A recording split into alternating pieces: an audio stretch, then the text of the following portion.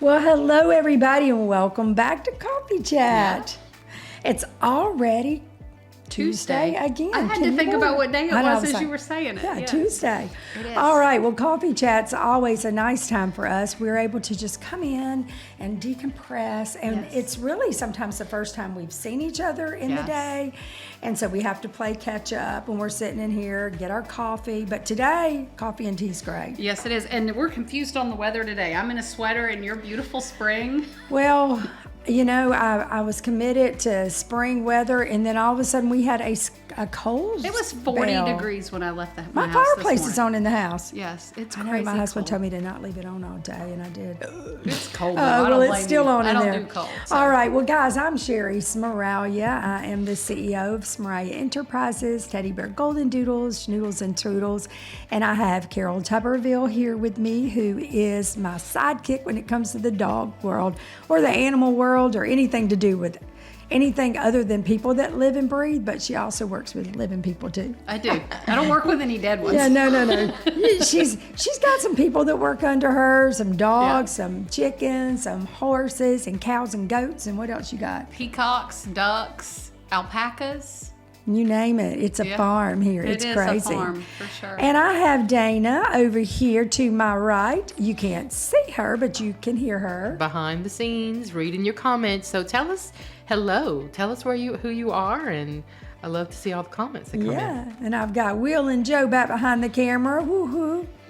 You never know what they might do or say. You just never know. But I love it just to kind of come in and be like, okay, so have you had a good day today? Yeah, I've had a great day today. What world were you in today? You always tell me your world. Yeah, I was in client world today. Okay. Yesterday was temp test world. Okay. And so, but it was a good day talking to lots of clients about some fun stuff and some interesting things. Well, good. So. Well, we have an interesting topic today.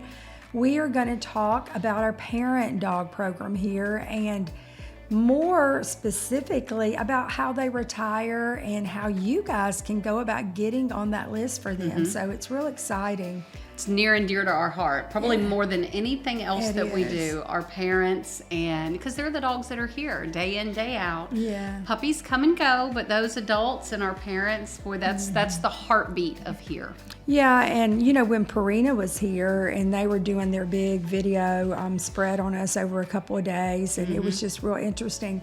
One of the topics they said was great for them to learn more about was our retiring dog program, because they deal with breeders all over the country, and they had never really heard about a program quite like ours. And there might be some, but they just were not aware of it, and they were so interested that they actually spent quite a bit of time interviewing us over that. They did. What they found really interesting was how much planning goes into it. Yeah. Like, we are our adoption specialist, and right now particularly Jared and then Sabrina some, and everybody steps in and helps out.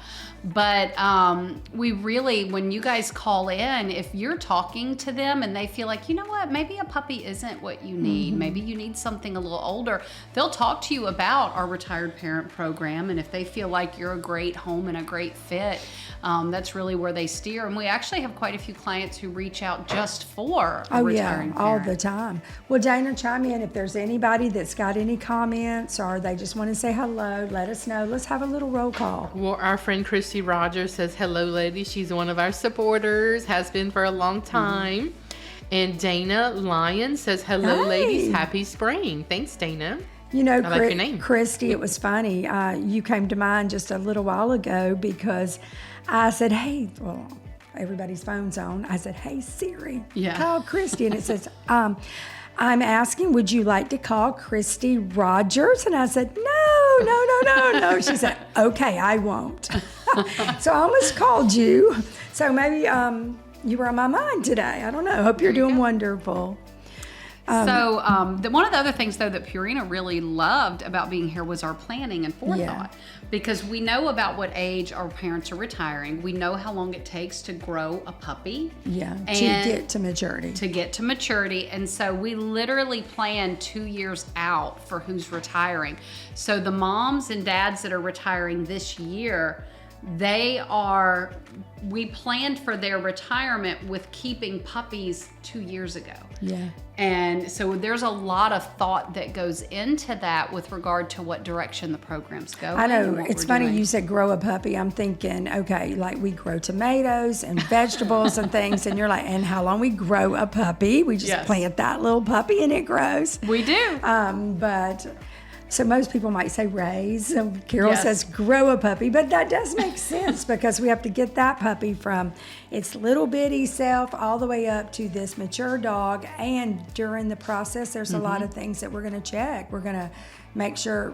I mean, temperament rules here. Temperament rules, and it's also, so it's temperament, it's the health screenings, it's the Smeraglia type that we're going for, but it's also the needs that you guys have and let us know. And so if the needs are trending smaller, then we'll tend to keep smaller. Right. And if they're trending bigger, we'll tend to keep bigger. And so it Yeah, just and depends. so I guess our breeding program, I mean, it is steered by the wait list because as our girls come into the program and then they're coming into season, we're trying to determine what's going to be the greatest match for them. And of course, we're going to look at all the genetics first because they've already passed the temperament. They're here because they have the look. Yes. You know, we love them. They're beautiful. They have the look. So now what we want to determine is, okay, what size are we going for? Because we can go, and the male's going to determine the size that we go. Yes. Because the female is the female, but the male's going to determine, so whether it's going to be a little boy, like a small, medium, moyen, large, and that's going to kind of make the decision. So we've got to know that. And then we've got to look at their health scores, their hip, heart, elbows, DNA, all Everything. that. So much goes into that. And see, if we do this, is this going to complement this, or is it not going to complement that? It's going to be a problem. Correct. And we'll also do that with temperament. So like we can have dogs that are very, very chill, but we need a good chill but engaging service temperament. So then we cross that with We a got to bring a temperament more that's gonna match. confident, outgoing. Yes. So it actually works for us. And we sit at that table, and for years and years and years, it is matching those dogs and It matching is. everybody. And also, like Carol said, then the process comes to, okay, will this be her last litter? And when we start thinking about when that last litter is going to be, we know, like Carol said, 2 years out, and we start planning that at about 3.5, 4 years old for them. We do. We start planning that very, very early on. And some moms and dads, you know, we make the choice that, you know, our dogs are athletes here. They're conditioned and treated as athletes. Some do not prefer to be athletes, and that's okay. And so they go on the list a little bit sooner because they maybe would do better in a little different home than what they are here. And if y'all have any questions, Dana will just ask them to us. So please feel free to ask questions. Otherwise, we are just going to keep going. But so here's the way that the process works. Once we have dogs and we have designated they're going to retire, then we all start the, oh my I God, know. no, they're retiring. We're so sad. And we start thinking about them retiring. I and, know. There's some on the list right now that I'm like, Oh, they're just, but it's great for them. it's And it's bittersweet. yeah, It's, it is. It's like my son's going off to college, and it's bittersweet. I love him. I want to see him go to that next Yeah. step, but I also want to be selfish and keep him. Yeah, we want to keep everybody. But we know that this is what their life's about, you know, that they go through their cycles. There's due season for everything. And that when they're here, and like that, we have 3 different programs here. We basically have our babies that we're watching and we're raising up, and we're growing We're them, growing like them, Carol said. yes. And then we have the ones that are actively in our program, that they are the ones that we are actively breeding, that are participating in the puppy program. Yeah.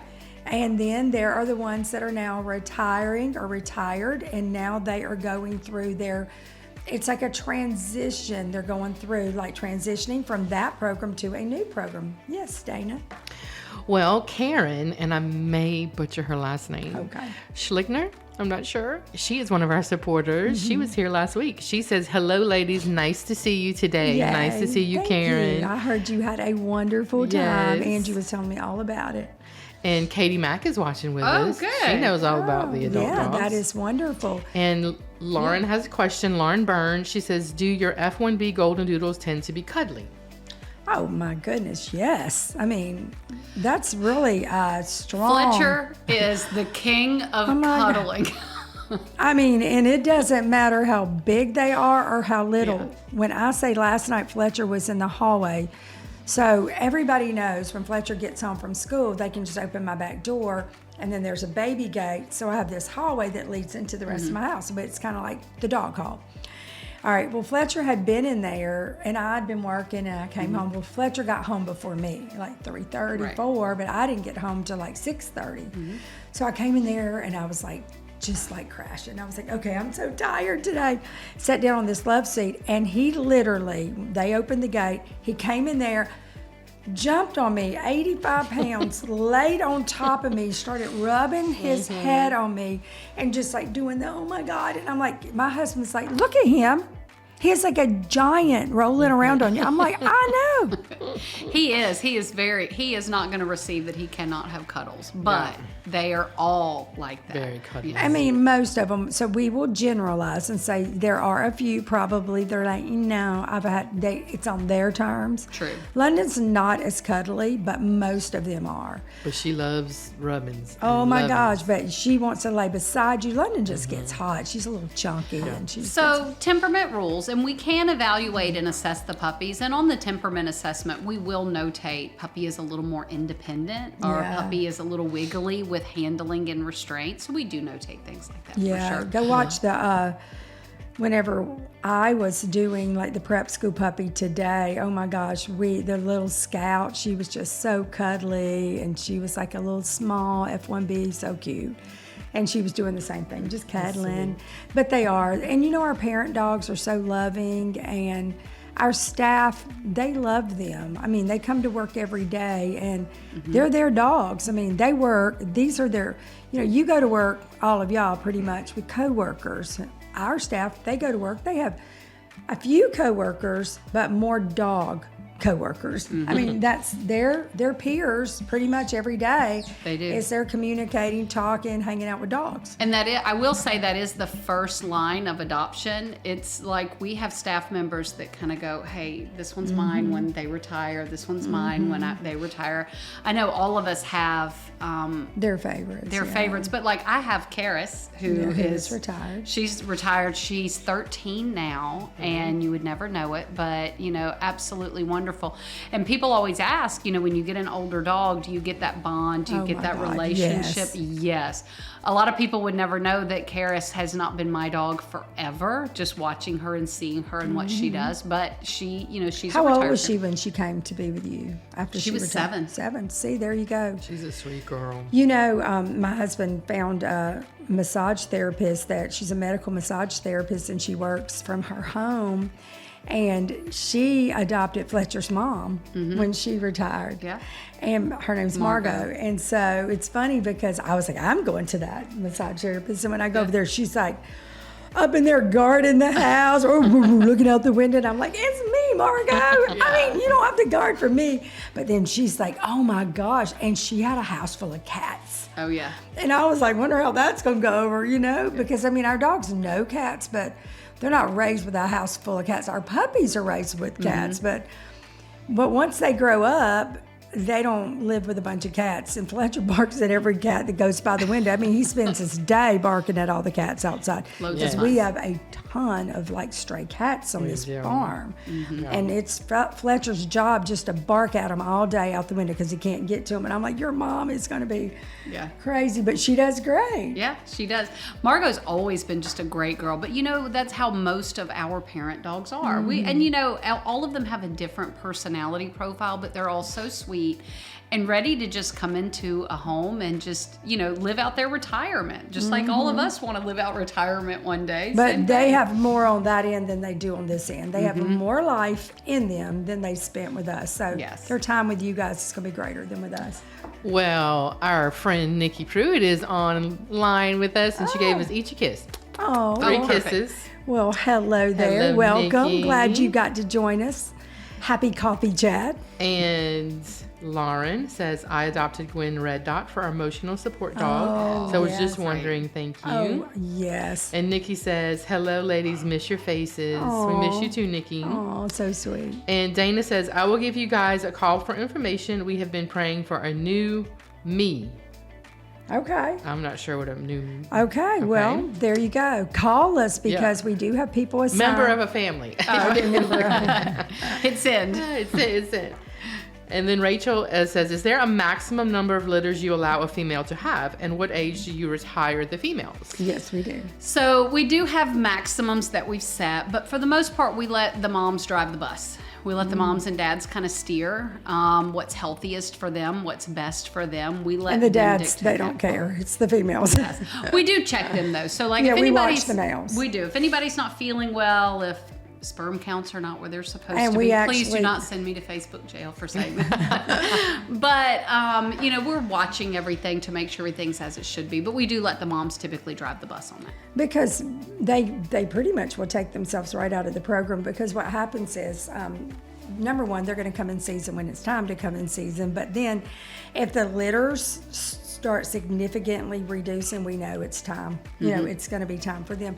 And many of them go, they make that decision way younger than others, you know.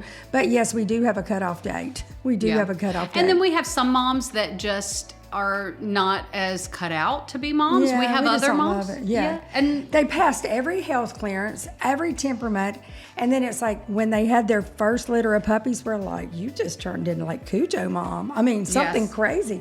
You know, you don't know. And sometimes they're like the sweetest dog, and then all of a sudden they've turned into this, I've got to protect my puppies at all. And it's obsessive, and we're like, that's not healthy for the puppies Or the for mom. them, because that temperament that those puppies are being exposed to is not possible. well, and we also have moms who, just like people, not everything is always exactly as planned, Right. whose hormones don't support pregnancy in the right way. Or they need a C-section or Yeah, something like things that. like and we're that that just are unplanned, and they take themselves out of the program just a little bit sooner. Yes, and so all of those opportunities for you guys, that's what's there.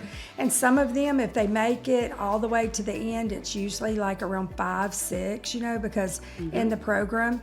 But many of them are not that age. Many Correct. are much younger nowadays. And it's just because the way that we're breeding our program too, things shift in the world.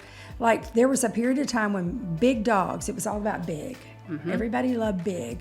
But then we started seeing a shift.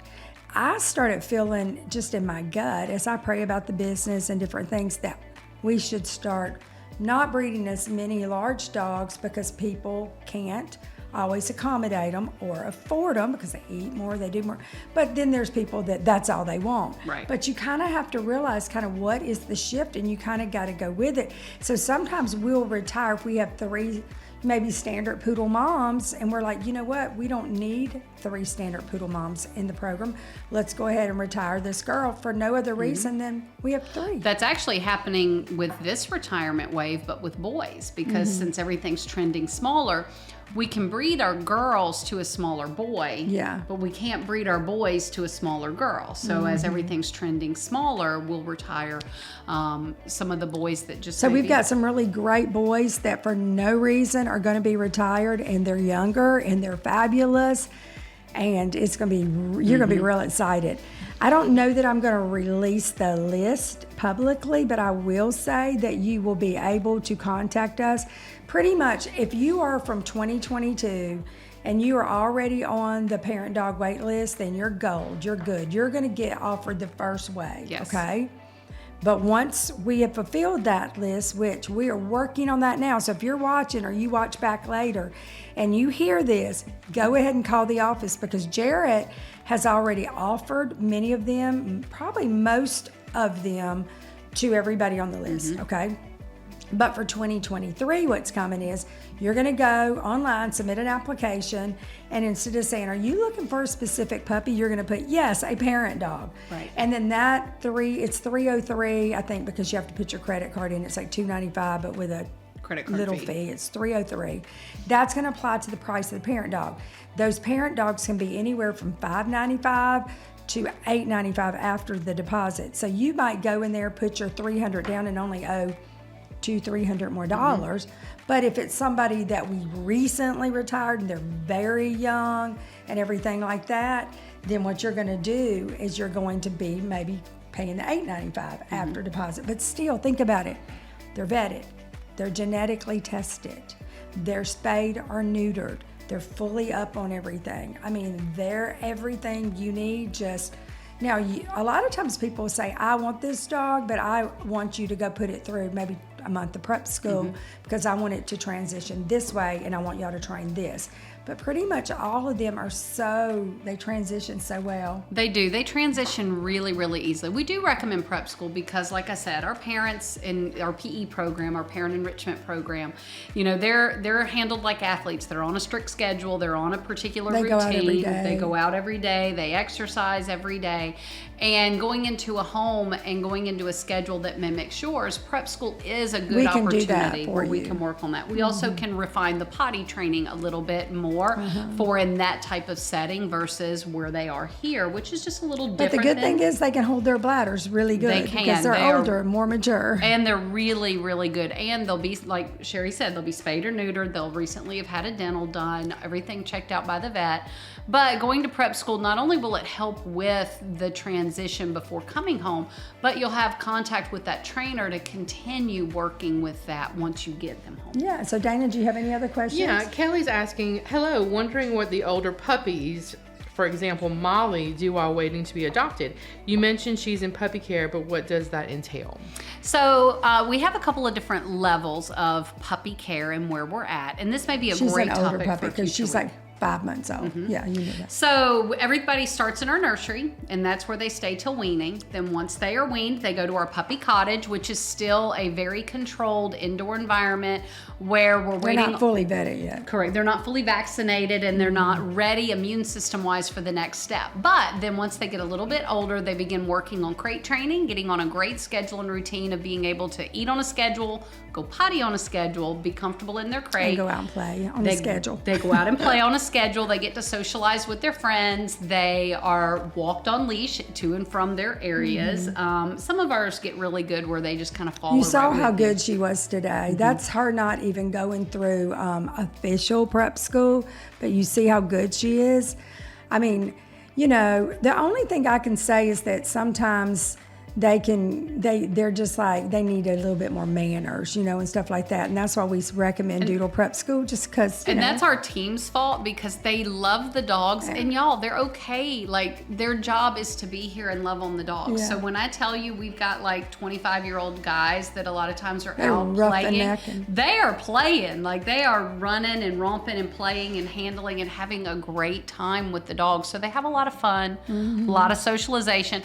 But they also receive regular grooming. They receive all of the vet care. All of that is maintained and kept up with. So it's not to the customization, and we're not doing the obedience like's done in prep school, but they're getting all of the crate training, the interaction. It's more like everyday companion dog at your house. Yes. Like what happens at your house, pretty much what's happening. I mean, they're just living the life.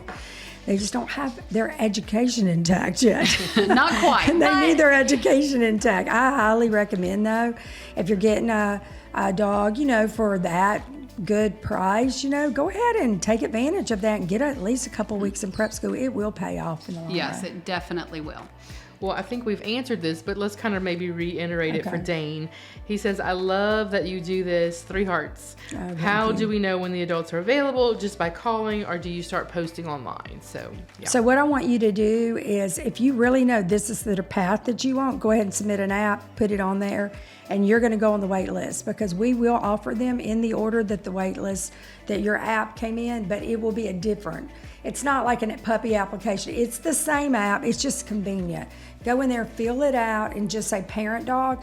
It's going to go to the office. They're going to realize this is not a puppy application. This is for a parent dog, and they're going to handle it differently. They're going to contact you. They're going to put you on the list, and they're going to figure out what you're wanting. But you can put, I want it to be a large. I want it to be a female. I want it to be this breed. I mean, you can answer those questions.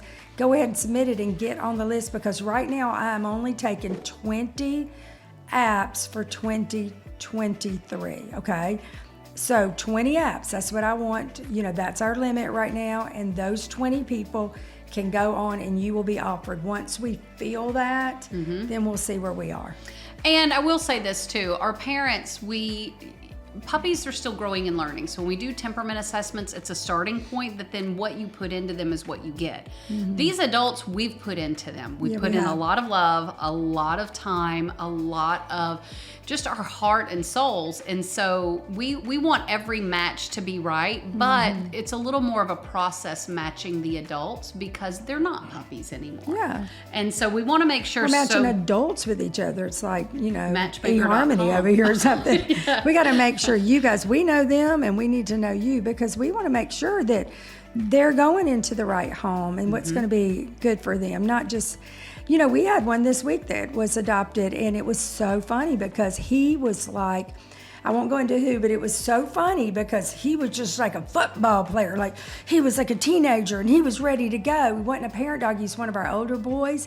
But I mean, I've been hanging out with him when he's super calm and sitting on the table with me. But then it's like I called Carol and I was like, Carol, he is just like raring to go. I mean, he's like running. He's in the back of the van, like going. And I was like, oh my God, this family. I mean, and she was like, no. He hasn't been out to play today. He's been groomed. He's been doing this. He has a lot of energy once it's pent up. And then I was like, okay, because what is going on? This ain't normal. I called Angie and I was like, Angie, take him in the play yard, turn him loose and tell the family, give him a minute. And then we told him, put him in prep school, give him at least a week. I'll even help you. I'll buy one, get one, And they were like, absolutely not. We've already met him. We love this personality. We know him. We love him. But I was erring on the careful, wanting to make sure that I was right there fixing to call it. I don't know if this is going to be a good match. And they're like, oh, it's a great match. We love this. Well, and that's how we're going to be. And so like if you submit an application and you're looking at a particular parent, know that we'll find the match for you. But the first one you're looking at, if it's not the right fit, it's okay. We don't want to force a wrong fit. We want to make sure that the parents are going where they're supposed to, just like our puppies. That's right. So this is really great. If you have more questions about our parent dog program, call the office. Jared is kind of the adoption specialist that is in charge of the parent dog list. He knows who he's offered. And before this show today, I told him, I said, everybody up until today, March 14th, everybody back, those are the first ones, because when I let it out that there's 20, they're going to go on a list, and he said, give me 2 weeks, so that will be April the 1st, to finish working the last group that he's offered. So even if you submit your app, you can call him, but he's not going to start matching you till he has exhausted the list that he has, and he's already got people in the works. He's already offered pretty much. I mean, when Carol and I have a list and we release it, I was shocked. He's like, I've pretty much got that list adopted. I'm like, you are kidding. I mean, I'm so thankful for you guys, though. Yes, and Jared, actually, he's an advocate for you guys, too, because some of you guys have been on that list for a little while waiting. That's what he said. Some of them have been on here for a long time waiting. And so he was messaging me, like, weekly, hey, have you guys met yet about your list? Have you met yet? Like, he was being an advocate. Waiting. They are. And you know what? We're excited for it. We're glad that you guys are that devoted and committed, even before you get them, because it shows that your heart is in it, and you're going to be that devoted and committed once they come home. All right, last question. Angela just has a wonderful comment. She said, I love how you educate us so much! ! So helpful. Oh, well, thank you so much. And thank y'all for joining us today. I know we've got a little bit of a busy afternoon. We've got a couple of cute puppies that we're going to talk about today. Go follow us on Instagram, subscribe, like us here.